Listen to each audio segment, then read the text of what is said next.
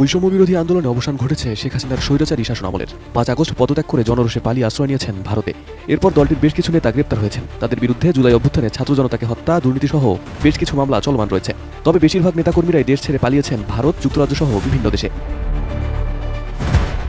ক্ষমতাচ্যুত হওয়ার ৪ মাস পেরোলেও এখন অব্দি প্রকাশ্যে আসেননি শেখ হাসিনা। দিল্লিতে বসেই দেশের বিরুদ্ধে নানা ষড়যন্ত্রের নীল নকশা আঁকতেই ব্যস্ত তিনি। ডিজাইন, এলিগেন্স, বিউটি, সেরা পণ্য সবার জন্য জেভিকো।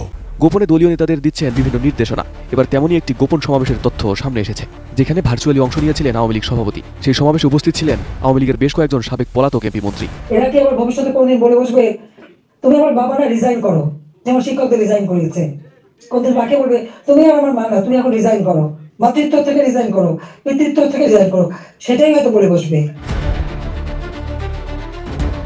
দিল্লি থেকে যুক্তরাজ্যের লন্ডনে অনুষ্ঠিত সেই মিটিংয়ে ভার্চুয়ালি অংশ নিয়েছিলেন শেখ হাসিনা। সমাবেশের দর্শক সারিতে ছিলেন ক্ষমতাচ্যুত আওয়ামী লীগের কয়েকজন মন্ত্রী, প্রতিমন্ত্রী, সংসদ সদস্য সহ বেশ কয়েকজন নেতাকর্মী। ছিলেন এক মন্ত্রিপরিষদের সচিবও।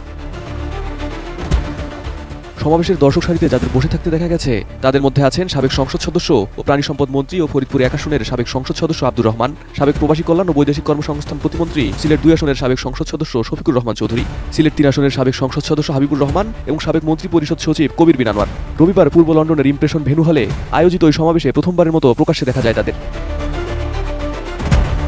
দর্শক সারিতে থাকা কবির বিন আনোয়ার ছিলেন জনপ্রশাসনের প্রভাবশালী কর্মকর্তা। গত বছরের জানুয়ারিতে তিনি মন্ত্রী পরিষদ সচিবের পদ থেকে অবসরে যান এবং চলতি বছরের জানুয়ারিতে তিনি আনুষ্ঠানিকভাবে আওয়ামী লীগে যোগ দেন। দুর্নীতি দমন কমিশনের আবেদনের পরিপ্রেক্ষিতে গত ১ অক্টোবর কবির বিন আনোয়ার ও তার স্ত্রী তৌফিক আহমেদের দেশত্যাগে নিষেধাজ্ঞা দেন আদালত। Arif Hasan, ATN news.